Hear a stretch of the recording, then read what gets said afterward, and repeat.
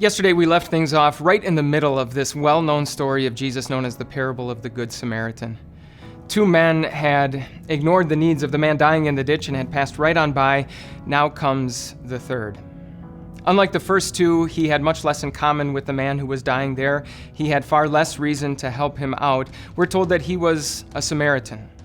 So he didn't share a race, a culture, a language, a religion with the man. On top of that, we know from God's word that Jews and Samaritans actually hated one another. And yet this is the man who stopped. He stopped to bandage the man's wounds. He put him on his donkey and took him to a local inn where he could continue to recover. He didn't ask whether the man was worth it. He simply did what needed to be done. So what's the lesson that Jesus is trying to teach us with this parable?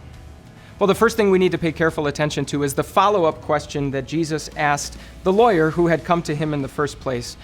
Jesus asked the man, "Which of the three became a neighbor to the man who fell into the hands of robbers?"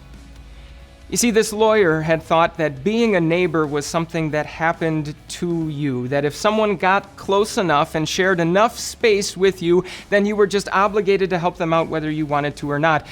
Jesus wanted him to see that the bar was much higher than that. Being a neighbor isn't something that happened to you. It was something that you made happen by seeking out those in need and sacrificing to help. Well, the other thing we need to take careful note of in this parable is how Jesus carefully casts the characters. If the moral of the story was simply that this lawyer needed to go out and be a better neighbor, then the Samaritan would have been the person dying in the ditch, and some noble-hearted Jewish person would have been the hero who saves the day. But it's the Jewish person dying in the ditch and the Samaritan who helps him out.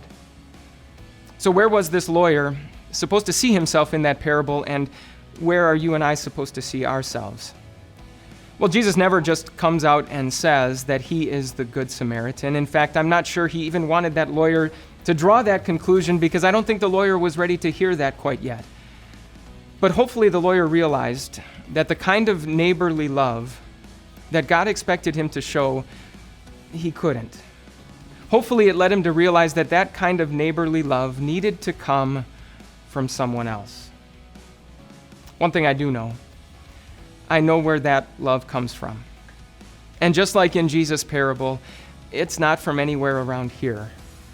It's certainly not from inside of here. No, in Romans chapter 5, Paul says this, "But God demonstrates his own love for us in this: while we were still sinners, Christ died for us."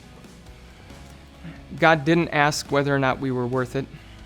He didn't weigh the risk or count the cost. He simply sent Jesus to be the perfect neighbor that all of us need.